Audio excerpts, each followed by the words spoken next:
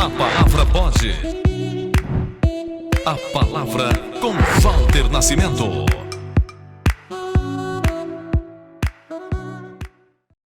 Olá, sejam muito bem-vindos ao podcast A Palavra Pode. Eu sou o pastor Walter Nascimento e criei esse canal para levar até vocês o poder de Deus através de palavra, através de conversa.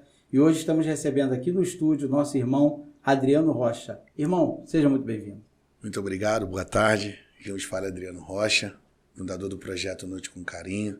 Também quero deixar aqui um agradecimento ao pastor Walter por o carinho de estar me convidando para estar aqui falando um pouquinho da nossa vivência, da nossa história e um pouquinho do projeto Noite com Carinho. Amém, irmão. Irmão, eu tirei aqui o Evangelho de Mateus, no capítulo 25, no versículo 34. A palavra do Senhor vai falar realmente, justamente sobre o que o irmão vem fazendo, né? Aqui diz assim: então dirá o rei aos que estiverem à sua direita: vinde benditos de meu Pai, possuí por herança o reino que vos está preparado desde a fundação do mundo. E aí o Senhor Jesus vai narrando: porque tive fome, me deste de comer, tive sede, me deste de beber, estive nu e me vestiste, estrangeiro e foste me visitar. E esse dia aqui, o apóstolo João, na ilha de Patmos, ele teve essa visão apocalíptica e ele foi anotando todas essas coisas. Nessa visão, ele vê diante de um grande trono, homens e mulheres, grandes e pequenos, ricos e pobres, e aqui é o momento do juízo final, do momento em que nós vamos prestar contas com Deus. E que bom saber que há pessoas como o irmão, né, que está mais preocupada com seus semelhantes do que consigo mesmo. Eu queria que o irmão falasse um pouco da sua infância, de quem é o irmão, de onde é o irmão, qual é a origem do irmão. Sou Adriano Rocha, né? Nascido e criado na comunidade do Santuário, ali na rua Otávio Asco, no 984. Sou filho da dona Ciomar, evangélico, esposo da Carla, pai da Sofia, né? Tive uma vivência jovem, uma vivência um pouco trágica, dura, mas a vida me ensinou que a gente pode ser bem melhor do que aquilo que as pessoas acham que você vai ser. Amém. O irmão me falava aqui fora do ar, antes da gente começar a gravar, que o irmão teve uma perda trágica na família, na sua adolescência, que foi o seu pai, na verdade. Vocês moravam numa residência, o seu pai era alcoólatra. Me conta um pouco disso, irmão. Meu pai, Djalma, né? Meu pai era alcoólatra, e um certo dia ele chegou em casa bastante bêbado e ele colocou fogo na casa e morreu queimado dentro de casa, nessa coisa trágica, né? Que ele, não sei qual motivo ou razão, ele tomou essa atitude de fazer isso e por isso ele deixou alguns filhos, né, jovens, crianças e adolescentes aí nessa vida, nesse mundo, para tocar a vida. Então, seu pai até então era o mantenedor da família e agora vocês se veem sem pai, sem casa. E aí é uma mãe com quantos filhos? Uma mãe com 8 filhos, né? E o Anderson, Rafaela, Alexandre, eu, Caio, Davi, Gabriel, Iago. E minha mãe teve que correr atrás, lutar para sustentar a gente, trabalhando em casa de família, para dar o melhor para a gente, ensinando para a gente um futuro melhor, para estudar, para não fazer coisas erradas, para a gente tentar viver uma vida melhor, aquilo que o nosso pai não foi, para a gente ser uma pessoa, um cidadão de bem, um homem, e por isso nós estamos aqui. Essa casa que foi queimada era própria ou alugada? Cada casa própria. E aí vocês conseguiram fazer uma outra casa nesse terreno ou daí partiram para o aluguel? Não, aí partimos para morar na rua João Ribeiro, ali no Centenário mesmo, e durante um período nós moramos lá, e minha mãe não teve condições de pagar, e nós fomos despejados daquela casa e tivemos que ir para um lugar cedido pela família para a gente ficar. Então, depois de uma perda trágica de um pai, a sua mãe continua trabalhando, aluga o imóvel, paga por um período, depois não consegue porque são muitos filhos, né? Muitas dificuldades, vocês são despejados e você me conta que parece que um pastor aparece e abraça vocês. Como é que é isso? Pastor Xavier da Igreja Batista Central do Centenário, minha mãe praticava uma outra fé, até que depois aconteceu tudo isso, minha mãe foi acolhida por esse pastor, com a nossa família, e hoje minha mãe está lá até hoje nessa Igreja Batista de Central do Centenário. Até hoje minha mãe tem o pastor como um pai, ele tem a gente como um filho, um carinho enorme pela gente.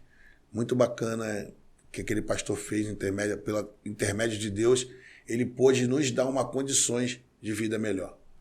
Ô, irmão, me fala mais um pouco desse período. Você, filho de um pai alcoólatra, um adolescente que se vê sem o pai e daqui a pouco é despejado, se não é o pastor, vocês estão morando na rua. Quais eram as suas dores? Você tinha uma revolta? Porque eu também, todos nós já fomos crianças, adolescentes, jovens, e eu no passado carregava uma revolta até encontrar o Senhor Jesus. Eu era um sujeito muito revoltado com a vida. Acho que a única revolta que eu sempre batia na minha alma, no meu coração, era saber que meu pai, ele nos deixou por uma forma trágica, por pensar só nele, achando que ele poderia resolver o problema dele da forma que ele fez. Ele deixou não só eu, mas outros irmãos, até nesse período. E o que dói mais é não ter ouvido do meu pai que ele amava a gente. E ele também deve ter sido muito ruim para ele nunca ter ouvido que a gente também amava ele. A criação do passado era outro tipo de criação, né, Varão? Em alguns casos, era uma criação mais dura. Os pais acreditavam que, por terem recebido essa criação dos seus pais, não que os nossos pais não fossem bons, mas foram criados assim e acabaram criando os filhos assim. Então, a criação no passado, pelo menos o meu pai falava sempre com a gente aqui, que todo dia antes de sair ele via um por um se estava tudo bem. O amor era um outro tipo de amor. Eles pensavam assim, não falta comida, não falta um lar e tal, mas eram durões porque, não sei, a criação deles foi essa. Então, talvez isso que tenha faltado, né? De você falar que o amava, ele falar que te amava, porque talvez a criação dele tenha sido muito dura. Eu não peguei muito assim, né? O que meu pai nunca contou pra gente o que ele viveu na infância dele. Mas é muito doloroso você saber que você tem um pai, que o teu pai ele não tem palavras de amor para você. A palavra, como o senhor falou, é aquele rígido e achar que aquilo pode, e aquilo hoje, isso não muda ninguém. Você só dá uma comida, você colocar um prato de comida dentro de casa, você alimentar um montão de crianças, de adolescentes, e você achar que isso é normal. O amor, ele é muito maior do que tudo isso. Porque às vezes tem pessoas que não têm nada, mas têm amor. Verdade. Então aquele amor ele consegue transmitir para uma outra pessoa. Se ele não se ama, ele não tem como amar você. E você via isso na casa de primos, de irmãos do seu pai ou de irmãs do seu pai, que os seus primos existiu isso? Eram tratados diferentes, os pais eram mais dóceis? Tinha isso? A gente quase não conviveu com a família do meu pai. Mas o meu tio, o irmão do meu pai, o Zeca, ele é a mesma coisa que meu pai. Hoje ele abandonou os filhos dele. Os filhos dele estão tudo por aí já jogado. Ele abandonou. Parece que isso é de família deles também. A história se repete, né? A história parece que é de família isso. Hoje os meus primos são tudo jogado. Ele não aparece para saber como é que estão os seus filhos, a criação. Então, todos da família do meu pai são dessa forma. Ô Varão, e você me contou também que além da perda do seu pai, você teve a perda de 2 irmãos. Como é que foi isso? Tive a perda de 2 irmãos. O primeiro foi Iago, que se envolveu no tráfico com 13 anos e foi assassinado. Eu creio também que foi mais por esse período de você não ter o amor do teu pai, de você não ter a convivência do teu pai. Acho que cria uma revolta. A revolta que eu falava, né? Cria uma revolta dentro de você, que você acha que tem que ser melhor do que o seu pai foi, mas de uma forma errada também. E por esse período dele achar isso, ou pensar isso, eu creio que foi dessa forma, o Iago ele foi o primeiro a perder a vida com 13 anos no tráfico de droga, lutando pelo ideal que não existe, que não tem como você progredir nisso. E logo disso, depois o meu outro irmão, o Davi, também se envolveu e perdeu a vida. Perdeu a vida em 2020, 21 de fevereiro de 2020 ele perdeu a vida, faltando 2 dias para o aniversário dele, que é o mesmo dia do aniversário da minha mãe, dia 23 de fevereiro, ele perdeu a vida por esse mesmo ideal. um cara que tinha filho, mas não ligava para o filho também, porque ele só ligava para ele, e achava que isso é normal, isso não é normal. Então eles perderam a vida lutando pelo ideal, lutando por uma circunstância que eu acho que não vale a pena, e eles perderam a vida. E você conversava, sua mãe conversava, vocês falavam, tentavam tirar desse caminho? Muito, muito. Não foi por falta de aviso, não foi por falta de nada. Rapaz, segue esse caminho aqui. Vamos na igreja, vamos orar, vamos fazer um propósito, vamos fazer algo. Não, eu vou. Não, daqui a pouco eu vou. E esse daqui a pouco eu vou. Eles acabaram trilhando esse caminho sem volta.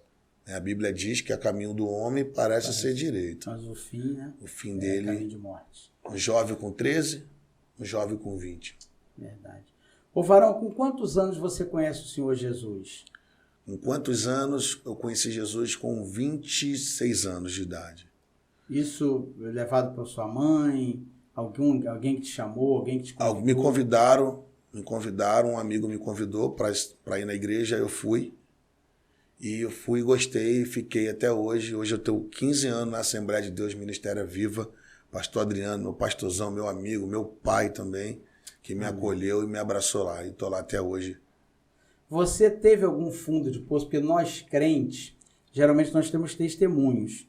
Uns foram drogados, outros foram traficantes, uma foi prostituta, outra... Mas tem pessoas que não foi nada, só tinha um vazio existencial e aí preencheu quando conheceu o Senhor Jesus. Qual foi teu fundo de poço? Você, por ter irmãos que se envolveram, você já foi envolvido? Você teve algum vício? Não, nunca fui envolvido. Graças a Deus eu nunca tive vício nenhum.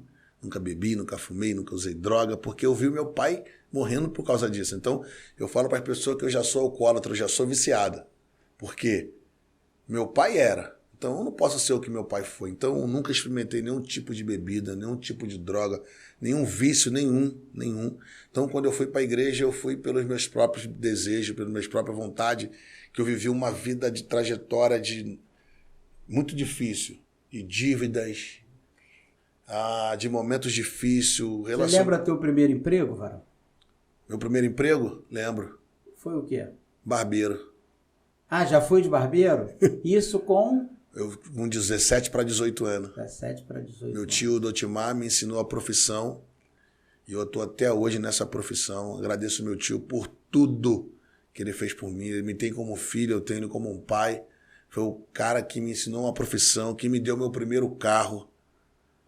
Me deu um carro. Esse tio é irmão do teu pai? Irmão da minha mãe. Irmão da tua mãe. Irmão da minha mãe, meu tio Dotimar. Então ele te chama e fala: ô Adriano, vem comigo que eu vou te ensinar. Vem aqui. Uma profissão. Fica comigo aqui para mim não se perder. Porque naquela época era o movimento, a gente mora é muito grande, então para mim não perder, ele me levou para o salão. Muitos convites, me levou para trabalhar no salão, comecei varrendo, limpando o banheiro. Daqui a pouco ele falou: ó, já começa a cortar o cabelo. Ensinou uma profissão e depois eu fui abrir meu próprio negócio. E aí, quando vem o desejo de você retribuir, se é que a gente pode retribuir a Deus alguma coisa, a gente usava o exemplo do salmista Davi, muito abençoado, um rei poderoso, e ele pensava: que darei eu ao Senhor por todos os benefícios que tem me feito? Quando você começa a pensar assim: poxa, eu de uma família muito pobre, podia ter me envolvido em tantas coisas erradas, mas Deus foi tão generoso comigo. Hoje eu tenho uma profissão, caminhando para ter uma família naquela época, e agora eu quero retribuir. Quando acontece isso, como? Acontece isso, eu tinha já uns 23 anos para retribuir tudo aquilo que Deus, mas sem condições, mesmo trabalhando, mas sem condições. E nesse período eu comecei a olhar, ver algumas coisas, como é que eu posso fazer. Quando eu tinha 30 anos de idade, que eu comecei o projeto de ajudar pessoas através de um amigo chamado Pastor Santana, que tinha um projeto chamado Paixão por Almas. Ele me deixou participar do projeto, ele me levou para o projeto, me ensinou tudo que eu sei hoje através dele. E chegou um período que ele já não mais queria, né, mais o projeto, por os problemas pessoal dele, e ele passou o projeto para mim, para que eu pudesse dar continuidade no projeto, porque como eu arrecadava muita coisa, ajudava muita gente, então ele passou o projeto. Esse projeto era o nome da igreja dele, e por um período depois eu parei de usar o projeto. E em 2016, 8 de outubro de 2016, eu criei o projeto chamado Noite com Carinho. Então ele te prepara e depois ele te passa esse projeto. Você usa um tempo com o nome que era do ministério dele. Depois você cria o Noite com Carinho e começa a andar com os próprios pés, com as próprias pernas. E aí, o que você oferece de imediato para as pessoas? Como é que é esse início? A sua mãe, mesmo com dores terríveis de perda de filhos, do marido, ela vira a cozinheira do projeto? Ela me incentiva, né, a fazer isso. Eu conversei com ela, falei, poxa mãe, por que a gente não começa agora, dar início ao nosso próprio projeto? E ela sempre me incentivou, vamos embora, filho. Então a gente começamos ali com cachorro-quente, levava 40 cachorro-quente, 50 cachorro-quente, porque a gente não tinha condições de fazer tudo na época, e levava algumas roupas que era nossa, que a gente ganhava, para doar para aquelas pessoas ali na rua. E depois disso, nós começamos a ver que algumas pessoas já começaram a ajudar, alguns parceiros começaram a nos ajudar, e a gente começamos a fazer a comida. Em vez do cachorro-quente, nós começamos a levar comida para os moradores de rua, para as pessoas mais carentes. Isso em vários lugares, muitos lugares, como Manguinho, Mandela, Buraco do Lacerda, Bandeira 1, Bandeira 2, Jardim Gramacho, Furque, Dique e Caxias. E aí as pessoas o projeto começa a ficar conhecido e começam a surgir parceiros. Começa a surgir parceiros. A gente começa a ficar conhecido através de vídeos que algumas pessoas do mundo artístico, jogadores de futebol, começaram a fazer. Eu pedi a eles ajuda no Instagram, poxa, faz um vídeo para divulgar o projeto Noite com Carinho. E ali as pessoas começam... Pode citar algum jogador? Sim, o Caio Alexandre, que hoje joga no Fortaleza, que na época ele era jogador do Botafogo. O Genilson, que na época jogava no Guarani, hoje joga no Paysandu, que nos ajudou bastante também. O Eriton Dias também, que hoje joga no Guarani também, que nos ajudou bastante fazendo vídeo, fazendo divulgação. E alguns artistas, pagodeiro, funkeiro também, que nos ajudaram muito. O irmão falava de uma influenciadora digital. Sim, eu queria ouvir de novo sobre isso. O nome dela é Yara Velasque. Foi uma mulher que eu não conheço pessoalmente, nunca vi pessoalmente, a gente só se falava pelo Instagram. Ela foi uma pessoa que mais me ajudou no período mais difícil que o mundo vivia, né? Então ela me doava 30... A gente está falando da pandemia. Pandemia. Ela me doava 30, 20, 40, 50 cesta básica por semana para a gente doar para a família que necessitava, famílias que não tinham nada para comer, e ela abriu esse coração sem me conhecer, sem saber se o projeto Noite Carinho era verdade ou era mentira, mas eu creio que Deus tocou no coração dela e ela me doava esses alimentos toda semana para que a gente pudesse abençoar pessoas. Então, só um contato que você fez no Instagram com ela começou a te abençoar. Ela começou a me abençoar sem me conhecer. E eu tinha um amigo meu que mora no Recreio. Coisa de Deus, né? Coisa de Deus. Coisa de Deus. Morava no Recreio, então ele conhecia ela e eu não conhecia. Ele passava lá e pregava para mim os alimentos e traziam o alimento que ela mandava para a gente abençoar as pessoas no momento mais difícil. E como que foi esse momento, irmão? Como que você atravessou a pandemia desse projeto? O projeto na pandemia, eu falo que foi a melhor época do projeto. Foi no projeto que a gente abençoou muita gente. Foi um momento muito difícil, de muita perda, de muita frustração. Amigos que morreram, pessoas que a gente conhecia que perderam a vida por causa da pandemia. Mas o projeto em si, no ano da pandemia, foi o ano que o projeto mais prosperou em abençoar pessoas. Através de ajuda, através de parceria, através de pessoas que tinham um coração voluntário para ajudar. Porque quando chegou essa época da pandemia, não existia racismo mais. Não existia racismo, classe social, não existia preto, branco, não existia o pessoal de uma religião, outra de religião, não tinha briga. Porque era todo mundo no mesmo barco, passava mal e ia todo mundo para o mesmo lugar.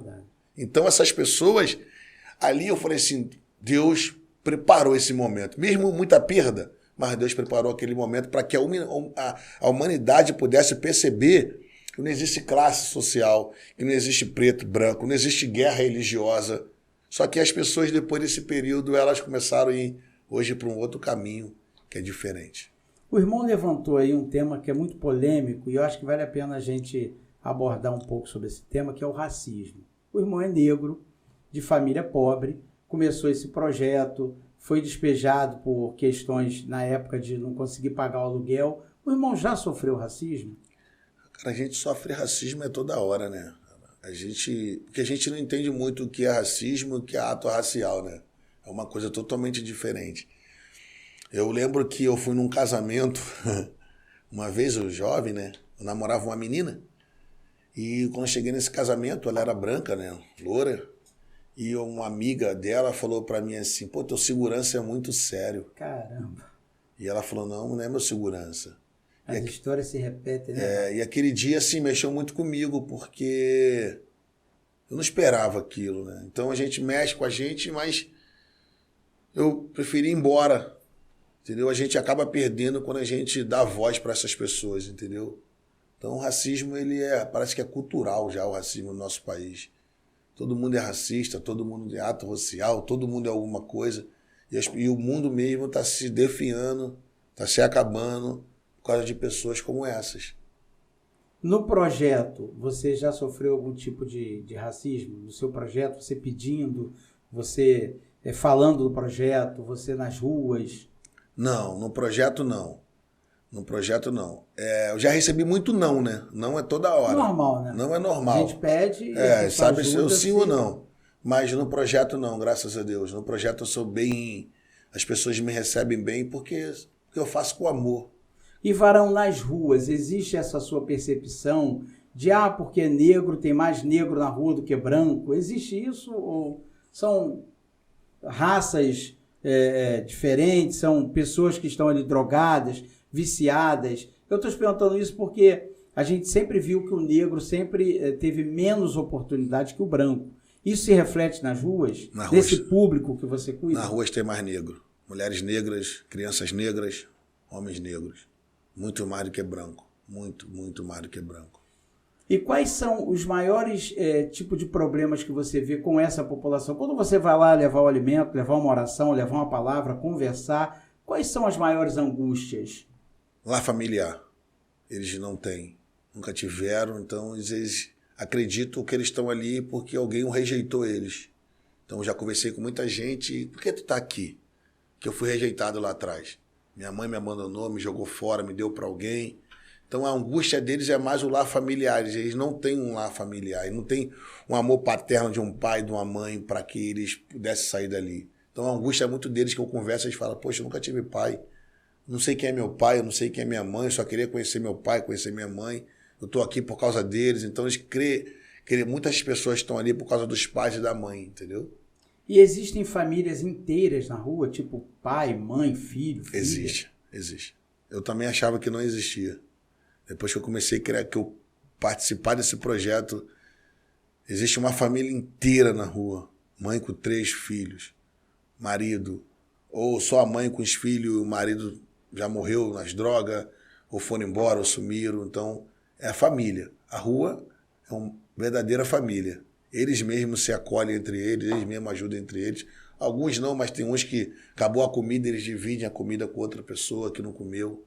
Então eles têm uma angústia, acho que a alma deles são feridas por esse sentido de não ter ninguém ali para segurar a mão deles. Você notou um aumento de população de rua pós-pandemia? Porque eu vi muitas matérias jornalísticas falando que depois da pandemia, muitas pessoas perderam tudo durante a pandemia e depois não tinham lá, foram morar na rua. Pessoas que moravam de aluguel, por exemplo, perderam emprego, que não conseguiam mais trabalhar e aí eram despejados, semelhante ao que aconteceu com você na sua adolescência. Você sentiu um aumento de população de rua depois da pandemia? Hoje aumentou 70% de moradores de rua. 70%? 70%. Eu falo assim, com estatística, 70% de pessoas. A gente conseguia aumentar 130 pessoas na rua. Hoje 200 quentinhas não dá para alimentar aquelas pessoas na rua. Porque hoje são muitas crianças, são muitas famílias. Tem pessoas que estão lá, que elas falam, o que está aqui? Poxa, eu não tenho mais como pagar o aluguel que eu moro ali dentro. A casinha lá, destruíram a casinha, então eu venho morar aqui. Então hoje aumentou 70% de pessoas na rua hoje, muita. E de criança, então, nem se fala, é muita criança, é muita criança.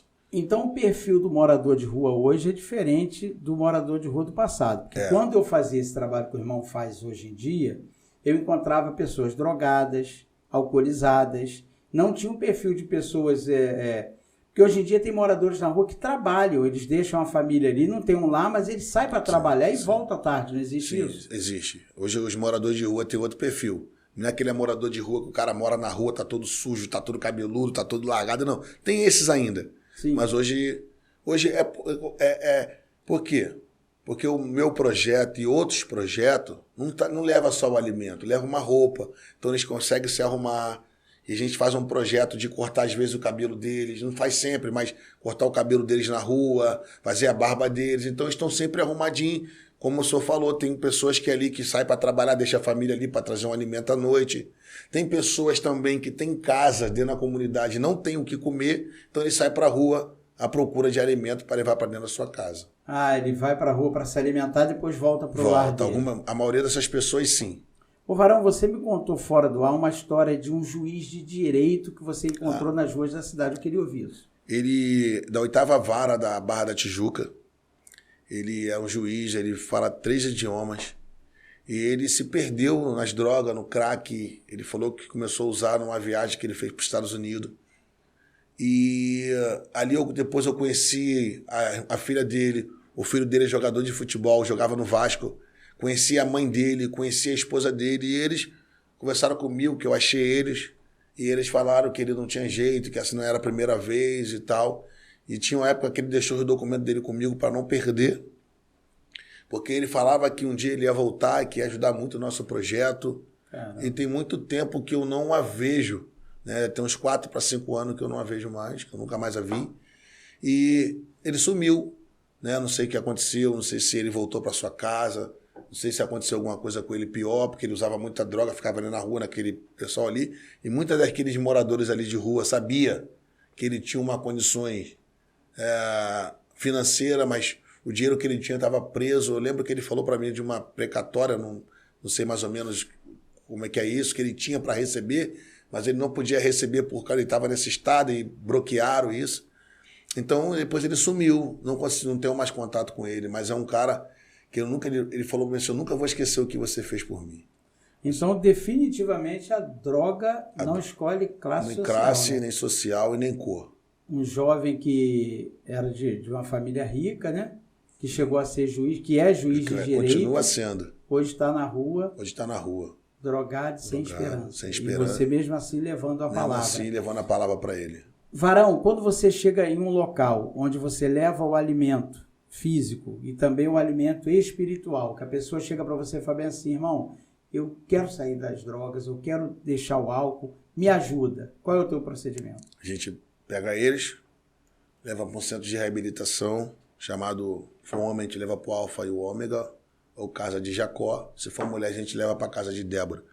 E a gente procura, antes de levar, conversar com eles, se é isso mesmo que eles querem, que é uma ajuda, tem que ficar lá 9 meses, depois de 9 meses, é como se estivesse nascendo de novo. Sim. Depois de 9 meses, a gente ressocializava ele de novo na sociedade, dando um curso profissionalizante de barbeiro, para ele aprender uma profissão, para ele ganhar seu dinheiro e tocar a vida dele, construir uma família. E lá dentro, ele trabalhava, de manhã ele tinha um café da manhã, o almoço dele, a janta dele, mas lá dentro ele ficava presado. Só que quando chegava um certo período, eles queriam sair, que eles achavam que já estavam curados. E quando eles voltavam para a rua, eles voltavam a fazer a mesma coisa de novo. Então, hoje é muito difícil de você prender alguém lá, porque não pode prender. Se ele quiser vir embora, ele vai. Muitos vão lá para tomar um banho, para comer, pegar uma roupa, ele vem embora. É difícil para ele se adaptar às regras, né? É, difícil. Porque no centro de recuperação tem suas regras. E nas ruas, eles fazem o que querem. Nas ruas é à vontade. Eles vivem da forma que eles querem, dissolutamente, achando sem pensar no amanhã. Mas muitos desses aí, muitos desses aí, hoje são um exemplo pra gente. Tem até um rapaz que ele tá até meio sumido, que ele também era das drogas, era viciado em crack, ele e a esposa dele. Hoje, ele estava frequentando a nossa igreja, ele foi para o centro de recuperação que colocamos eles, ele voltou, hoje é um trabalhador. Hoje a esposa casou no papel com a esposa dele, Hoje eles têm um filho, ele está até um tempo sem ir no projeto. E está vivendo uma vida, ele fala que nunca mais quer voltar para essa vida. Então, um projeto, cara, não é só um projeto de dar comida, é um projeto de ajudar pessoas. De vida, né, de vida, de mudar a vida de pessoas, através da palavra de Deus. Porque a palavra vai dizer que uma alma só vale mais que o mundo inteiro, né? Então, se de cada 100, de cada 1000, de cada 10 mil, você conseguir recuperar a exemplo do que você está falando, e há outros exemplos também, né? De pessoas que realmente saem das drogas, criam família e hoje em dia são trabalhadores aí, estão vivendo a sua vida, né, e adorando o Senhor. Agora, irmão, o número de mulheres na rua, há muitas mulheres? Muitas, bastante mulheres, bastante. Não só mulheres, mas como crianças mulheres também, né? Muitas mulheres. Até quando a gente vai dar o alimento, a gente faz uma fila só de mulher. Ah, sim. São muitas mulheres. Para não ficar junto com os homens, então só de mulher, muitas mulheres. Muitas senhoras ali. Senhoras também? Senhoras, vivendo aquela vida ali. Assim, é de arrepiar o coração que fala, meu Deus do céu. Então, o varão tem essa ajuda do tio, vira barbeiro, e quando o irmão começa o projeto, o seu projeto não é só levar o alimento. Quem quer uma profissão, o irmão também... Quem quiser uma profissão de barbeiro, que é a minha área, que eu sou especialista, dá a profissão, dá o diploma, ensinar ele a caminhar, ensinar ele a trabalhar, ressocializar ele na sociedade, para que ele possa ser um cidadão de bem amanhã, como eu fui. Não peguei o mesmo exemplo dos meus irmãos, nem o exemplo do meu pai. E por isso estamos aqui hoje conversando, contando a minha história para você. Glória e cada lado, né, cada um tem uma história diferente para ser contada. É verdade. O projeto hoje conta com quantas pessoas? O irmão falou que o projeto já foi maior, com mais... Por que deixou de ter mais pessoas? O projeto começou com 28 pessoas. Deixou de ter mais pessoas porque as pessoas acharam que esse projeto era uma brincadeira. Era uma brincadeira, ir lá só para tirar uma foto, para mostrar para as pessoas que estão ajudando aquelas pessoas ali. E o projeto não é só dar comida, o projeto é algo espiritual. Tem pessoas ali que estão precisando de algo espiritual, lógico. Tem pessoas ali que estão precisando de uma palavra de incentivo. Tem pessoas ali que era um cidadão de bem, só que a droga levou a prostituição levou aquelas pessoas a praticar aquilo ali agora. Então muitas pessoas saíram. É como se as pessoas quisessem se autopromover, né? Iam no projeto para fazer fotinha, para botar no Instagram, nas redes sociais, para dizer assim, estou aqui fazendo bem. E a palavra vai dizer que não é isso, né? Quando o que sua mão direita fizer, não sai da esquerda. Quando você fizer o bem, entra pro teu quarto, fecha a tua porta, aquele que no secreto vê vai te abençoar. O que acontece? Eu vou falar uma coisa aqui. Eu coloquei 2 pessoas nesse meu projeto. 2 pessoas que tinham condições financeiras. Um não mora nem no Brasil. Um mora na Angola, um é um angolano que tinha muitas condições financeiras. Ele me ajudava bastante nesse projeto. Toda semana ele mandava uma verba, vai lá, faz isso, isso, isso. Chegou um período que ele achou que o projeto era dele. Eita. Ele começou a trazer um montão de gente para o nosso projeto. Ele trazia fotógrafo, um cara da filmagem, um montão de gente com a camisa com o nome dele. E ele achava, por o fato dele ter me ajudar, ele achava que ele tinha que fazer, ele tirava foto com os pessoais, ele mandava filmar ele com o pessoal, ele começava a colocar na rede social dele. E na rede social as pessoas falavam, pô, teve que vir um fulano de tal lá, não sei de onde, para fazer isso aqui. Aí eu comentava embaixo, não, mas o projeto é meu, não é dele não. Ele só me ajuda no projeto. E aquilo ali ficou, eu falei assim, então a partir de hoje eu não quero mais você no projeto. Depois eu coloquei uma outra pessoa, e essa pessoa fez a mesma coisa, abriu uma conta no nome do projeto. Caramba, tem que ter muito cuidado, né? Tem que ter muito cuidado, porque essas pessoas são perigosas. Então eu preferi, não. O que eles fizeram? Eles deram continuidade a um outro projeto. E isso, depois que mancha o projeto, já era. Já era. É igual aquela história, você sobe num monte, pega um saco de penas e joga lá de cima, depois cata aquelas penas. Não tem como catar. É picar um papel e mandar montar o papel que você picou. E aí você conseguiu tirar, essa pessoa chegou a abrir uma conta para pedir doação. Para pedir doação. E eu vi, e eu comentava lá que não era para fazer nenhum tipo de doação para eles, porque o projeto não tem conta. O projeto não tem conta, o projeto não tem CNPJ, o projeto não tem nada a ver com isso, o projeto é sem fim lucrativo. E a tua prestação de conta é aquilo que você está Aquilo que eu mostrando, tô né? mostrando. Você vai lá, distribui, faz um vídeo, coloca no Instagram, porque eu vi o vídeo da qualidade das quentinhas. E quem, Parabéns. e quem às quiser ir quentinhas no que você- projeto para ver a tua doação para onde está indo, é só ir no projeto. Então eu não peço dinheiro. É essa lisura que faz com que o projeto seja Isso aí. sucesso, né? É que sim, porque é transparência, tá todo mundo vendo. É Eu não isso. peço dinheiro, eu peço roupa que você não usa mais, um calçado que não serve mais para você, um alimento que você pode doar. Adriano, eu não posso fazer nada disso porque eu estou longe aí, sim, se quiser fazer um Pix pro projeto, mas quem está fazendo um Pix pro projeto conhece a minha índole, a minha história. Então, não é a pessoa achar que... Não, então, todo mundo que me ajuda no projeto, eles não têm isso para falar porque eles sabem que o meu projeto é muito transparente. Eu mando para eles, se você me der um Pix agora de 100, eu vou no mercado, compro 100 e mando a notinha de 100. É isso. O que falta é isso. Porque, irmão, muita gente tem o coração bom e muita gente quer ajudar e gosta de ajudar projetos sociais. Sim.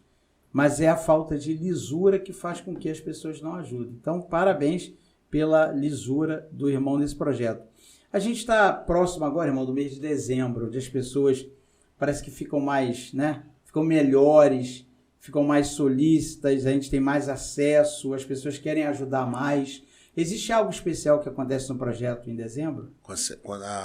Tem algo que a gente faz que é muito bacana, que é o Natal Sem Fome. O Natal que a gente consegue arrecadar é cesta básica.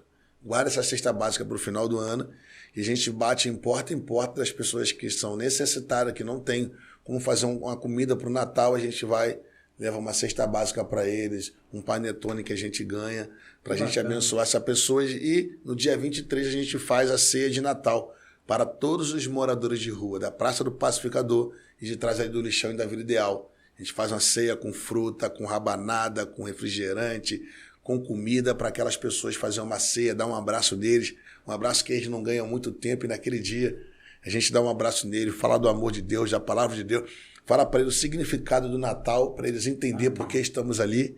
E aquelas pessoas ficam felizes porque quanto tempo que elas não ganham um abraço? Quanto tempo elas não escutam um eu te amo, poxa, conta comigo. Então, esse Natal é o Natal da gente comemorar o nascimento de Cristo, de comemorar tudo. O irmão falava até de telefonemas, né? Que são dados. Vocês emprestam os telefones desses moradores que às vezes querem falar com a família. Às vezes quer falar com a família, a gente empresta o telefone para eles falar com a família deles. E quer falar com o pai, que não fala há muito tempo, e às vezes o pai não sabe onde está, mas eles têm um número, a gente deixa eles ligarem, a gente fala com o pai onde eles estão. E eu esqueci de falar algo que nos bastidores, né? A gente não falou, que uma família lá de Imbariê reencontrou o filho dela através do projeto Noite com Carinho. Glória a Deus. Eu postei uma foto no Facebook, ela viu a foto, me chamou no Messenger, eu falei, vou procurar ele, fomos lá e achamos ele, e ele voltou para tua casa, que ele estava sumido há muito tempo. Amém. Varão, você falava também do café da manhã, que atualmente você tem ido ali no Gramacho, como é que é isso? No Jardim Gramacho, no antigo Lixão.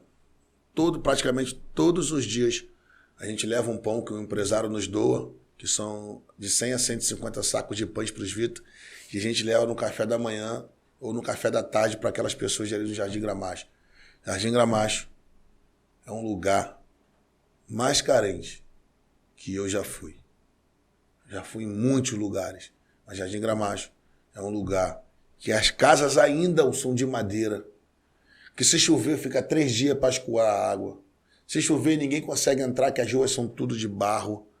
Ali é um lugar mais carente, que testemunhos ali que já ouvi daquelas mulheres, né, que às vezes não tem nada para dar para os seus filhos e elas acabam vendendo o seu corpo por 20, por 30 reais para comprar um remédio, para comprar uma comida para aquelas pessoas. E eu escutava muitos testemunhos elas dizendo, acho que as únicas pessoas aqui que não vendem o seu corpo são as mulheres ainda que são casadas, mas todas, sem exceção, já venderam o seu corpo para botar um alimento dentro de casa.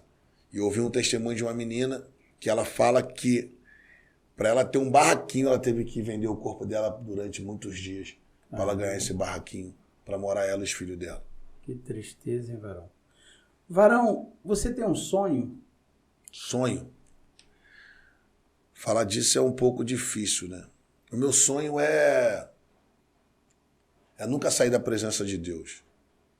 Meu sonho é chegar naquele grande dia, ele me chamar como filho, me chamar como noiva, Amém. E naquele grande dia ele lembrar, falar assim, tu praticou uma boa obra. Então, sonho material a gente tem de ter um carro melhor, de uma casa melhor, isso aqui está aqui.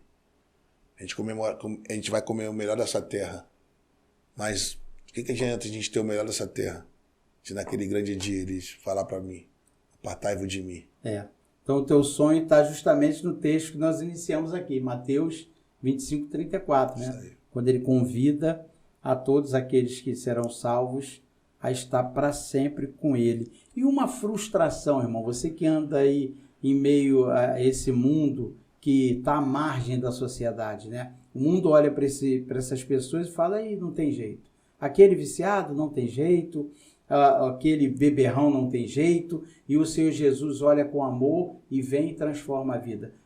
Algo te frustra nessa sua andança? Você poderia fazer mais? O que pode te deixar frustrado nisso? O que mais me frustra é quando eu tenho um amigo, uma pessoa que conhece a nossa história, o nosso projeto e tem condições de ajudar. Eles falam que não vão ajudar porque não tem como ajudar aquelas pessoas que estão ali na rua. Porque tu tá ajudando um bandido, tá ajudando um ladrão, tá ajudando uma prostituta. Mas sem antes saber qual é a história daquelas pessoas ali. Então isso me frustra saber que você tem uma condições de me ajudar e você não me ajuda por causa deles. Só que eu falo que vocês não estão ajudando eles, vocês estão me ajudando para mim ajudar eles. Então toda vez que vocês me dão um não, vocês não estão dando não só para mim. Estão dando não para aquelas pessoas também. Para aquelas crianças, para aquelas senhoras. Porque esse poderia ser eu naquele momento deles ali também. Por tudo que eu já vivi. Então, uma das maiores frustrações é quando você pede ajuda a alguém que pode te ajudar e ela não te ajuda. Porque ela não tem um amor ao próximo. Se ela não se ama também, não tem como ela amar outra pessoa. O amor não é isso. Então, as pessoas só fazem se você fizer alguma coisa em troca para ele. É uma barganha, é uma troca. Só faço para você se você fizer para mim. Mas eles não tem como dar nada para ninguém. Então, eu gosto da Bíblia porque a Bíblia fala que você tem que amar o teu próximo como a ti mesmo. Se tu não se ama, tu não tem como amar aquelas pessoas ali, tu não tem como ajudar aquelas pessoas ali. Aquelas pessoas que precisam, que estão ali na rua, que estão vivendo aquela miséria de vida, aquela vida ruim, elas só precisam muito, às vezes nem de uma comida, apenas um abraço e dizer para você assim, muito obrigado. E a Bíblia vai além, né? Manda você amar o seu inimigo, bem dizer aquele que te maldiz, porque nós, quando éramos malditos, e a Bíblia vai dizer que o Senhor Jesus foi considerado maldito, porque se dizia na época da crucificação que maldito era todo aquele que fosse pendurado no madeiro, então ele se fez maldição por nós, nós éramos inimigos de Deus, e mesmo assim ele veio e tornou-se nosso amigo dando a vida por nós. Nada além disso é aquilo que ele nos pede, né? Verdade. Que a gente possa amar o nosso semelhante. Irmão, a gente está chegando já no final do programa, eu queria te agradecer, te desejar boa sorte, queria que você olhasse para aquela câmera ali, que você pudesse agradecer seus patrocinadores, que você pudesse pedir mais ajuda para esse Natal sem fome, que você ficasse à vontade falando aí com a nossa audiência. Obrigado. Primeiramente eu quero agradecer ao pastor Walter pelo carinho, por ceder esse espaço aqui para poder contar um pouco da minha história. Muito obrigado por tudo, que Deus abençoe sua casa também, seus Amém. Projetos e os teus sonhos. Então, gente, está chegando o nosso Natal. Você que pode ajudar o projeto Noite com Carinho, ajuda para que a gente possamos abençoar pessoas que realmente estão precisando, que não tem nada em casa para comer, fazer uma ceia. Então, seja um patrocinador desse projeto Noite com Carinho. Também quero agradecer a meu amigo João da Verde Rosa Multimarketing. É um jovem abençoado, um empresário, um jovem cheio de potencial. Eu me espelho em você, João. Muito obrigado por tudo que tem feito por esse projeto, pelas doações que você tem feito. Agradecer também ao Eduardo Maria de Carrara, Móveis Planejados. Esse também, toda quarta-feira, me ajuda no projeto. O Eduardo Gata Russa do Ferro Velho, também que não mede esforço para ajudar o projeto Noite com Carinho. O Gata Eletricista, sem palavras também, toda semana tem ajudado a gente no projeto. E também a Boutique As Carla, que também está sempre conosco no projeto. Que Deus abençoe todos vocês, que vocês não esqueçam do projeto Noite com Carinho. Beijo no coração de vocês. Fica com Deus. Amém, varão. Eu te agradeço mais uma vez. Fique com Deus. Que Deus possa prosperar ainda mais esse seu projeto e que você seja feliz e realize todos os seus sonhos aí nessa sua trajetória humana, né? De levar e de se doar pelo outro. E a você que está em casa, que nos acompanhou até agora, eu quero também te agradecer por estar acessando o nosso canal, ouvindo as nossas histórias narradas aqui, falando do poder e da palavra de Deus. Fique com Deus, acesse aí no YouTube, @apalavra_pod e no Instagram, @apalavra_pod_. Uma ótima semana para vocês, fiquem com Deus e até um próximo episódio. A Palavra Pode. A Palavra com Walter Nascimento.